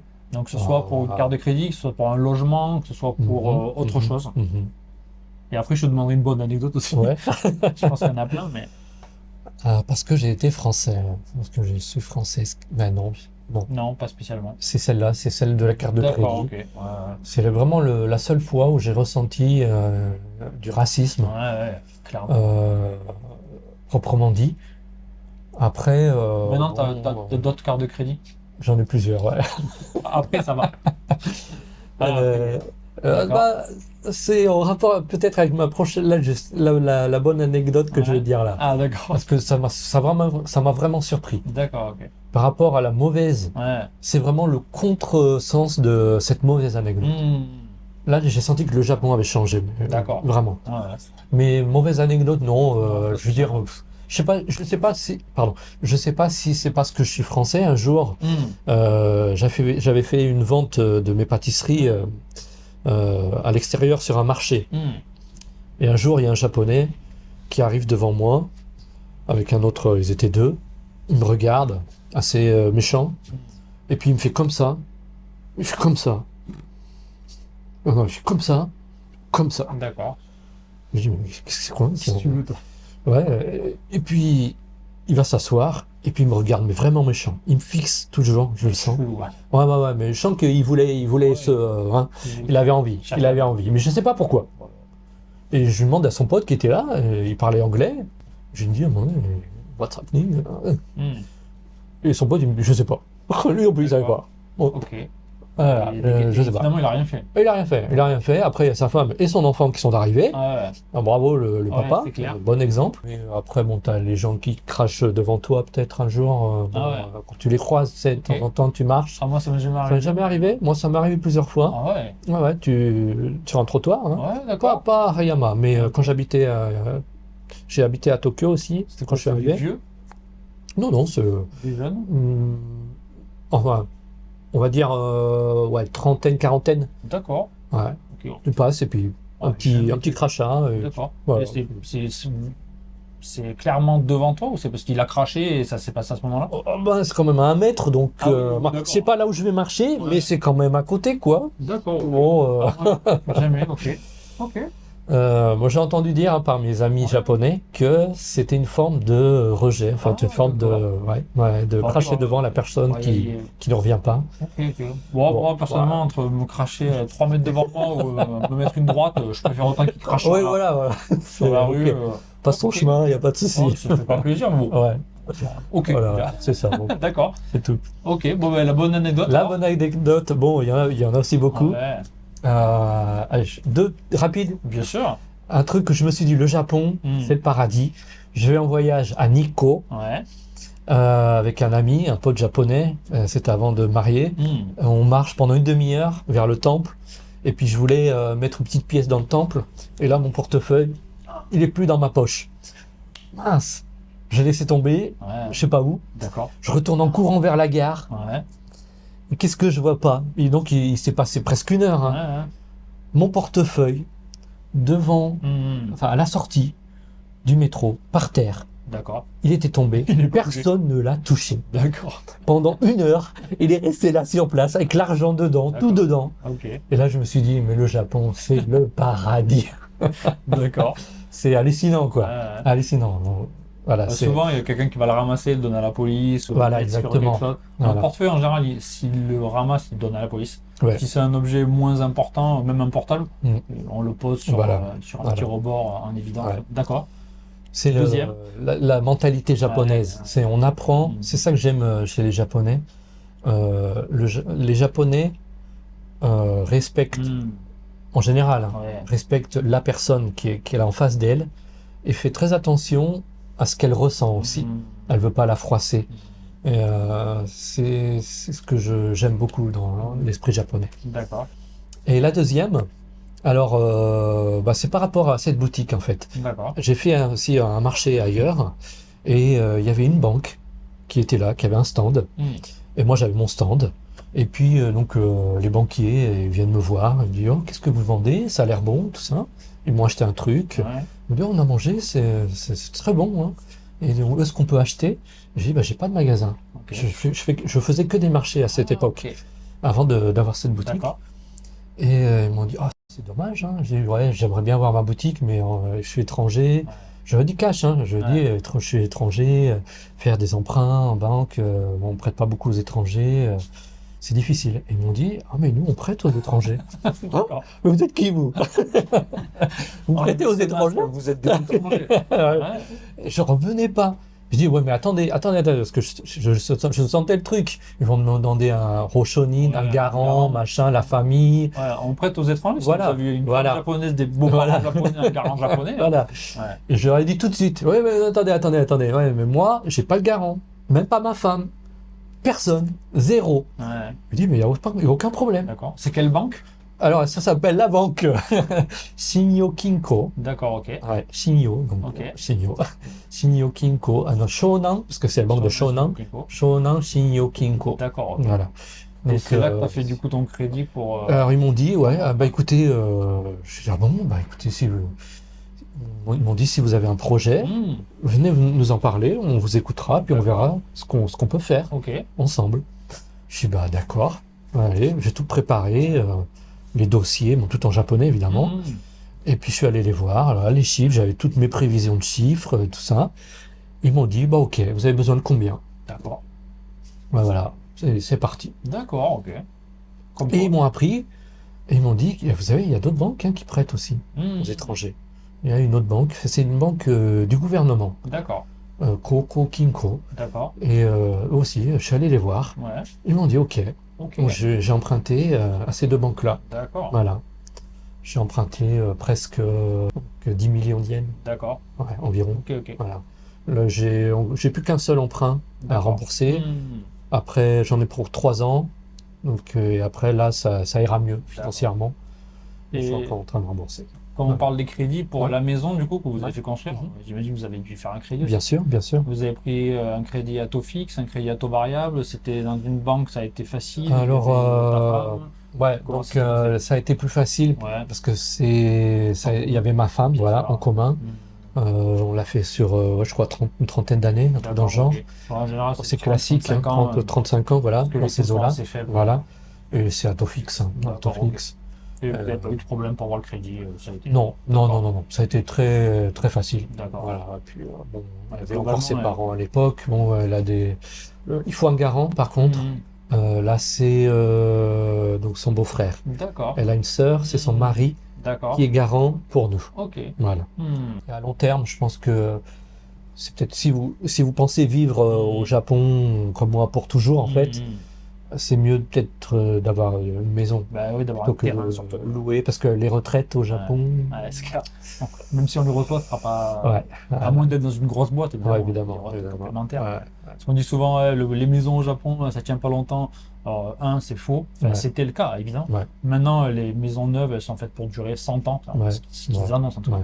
Et surtout, ce qui est intéressant, c'est pas d'avoir la maison, c'est d'avoir le terrain. Le terrain, tout Parce ça. que le prix du terrain, que ce soit Yokohama, Tokyo, même Hayama, je pense pas que ça baisse. Non, Enfin, non, c'est pas non, que je non. pense, j'ai vérifié. Non, Ça baisse pas. Au contraire. Donc voilà. Ouais. Alors, après, ailleurs dans le pays, c'est Ouais. une autre discussion. Hein. Mhm. Bien. Le mot de la fin, est-ce que tu as un conseil pour des gens qui voudraient venir au Japon, s'installer ou qui aimeraient venir comme toi, qui rêvent Ouais. un peu du Japon? Ouais. Est-ce que tu auras un conseil à leur donner? Ouais, ben, j'ai donné les conseils que j'ai donnés sur mes Facebook, tout ça. On me demande souvent. C'est déjà d'avoir un visa. C'est peut-être le plus dur. Bon, Ouais, s'ils avaient, je crois que c'est encore valable, moins de 30 ans, vous pouvez demander le vacances-travail. C'est un bon pied. Comme point de départ. tu as dit, apparemment, il n'y a pas beaucoup de gens qui connaissent l'association. Bah, moi, je Allez-y, sais pas, en tout cas. Donc, allez-y. Vraiment une grosse association. Il n'y a pas que les Français, il y a tous les Working Holiday du monde. D'accord. Donc c'est vraiment un gros truc. Ils parlent anglais, et puis il y a du staff étranger, donc je suis sûr qu'ils parlent toutes les langues. Il doit y avoir des Français, ou au moins des Japonais qui parlent français. D'accord. Ça faisait 25 ans, donc il y avait personne, mais bon, maintenant, à mon avis, il doit y avoir quelqu'un. D'accord. Allez les voir, Ok. ils vous trouveront un logement, un boulot. C'est peut-être pas un super boulot, mais au moins pour vivre un an Bien sûr. et se faire une idée de la vie au Japon. D'accord. Et puis là, si vous voyez que vous êtes vraiment fait pour vivre au Japon, eh bien, bon courage. Faites des CV Ouais. et faites-vous des relations japonaises et pas que des françaises. Ouais. Parce que si vous arrivez à avoir des bonnes connexions japonaises, il y aura peut-être quelqu'un qui aura besoin d'un staff et puis qui va vous demander de travailler pour vous. Et si ça se passe bien, peut-être qu'il va se proposer d'être sponsor pour votre visa. À mon avis, c'est du côté japonais où vous avez le plus de chances de trouver du boulot. D'accord. Si vous arrivez à vous faire des bonnes relations et votre japonais, travaillez votre japonais. Voilà. Bien, ben merci beaucoup. Voilà. Merci à toi. Super sympa. Merci. Je vais peut-être te voler un petit gâteau avant de Alors, partir. avec plaisir. Et puis ben, dans la description, je mettrai évidemment l'adresse de ta boutique. Si Avec vous voulez plaisir, faire un merci. tour, Zushi, c'est pas Hayama, c'est pas Hayama. très loin de Voilà. Kamakura. Donc si vous Ouais, allez ouais. visiter À côté. Kamakura, À côté. seul ou avec un super guide Voilà. touristique, eh bien c'est pas très loin. Donc Voilà. ça peut être sympa. Ouais. Si vous avez aimé la vidéo, n'hésitez pas à mettre un petit like, un petit commentaire. Et moi je vous dis à bientôt pour d'autres vidéos sur le Japon. Salut! Salut, merci.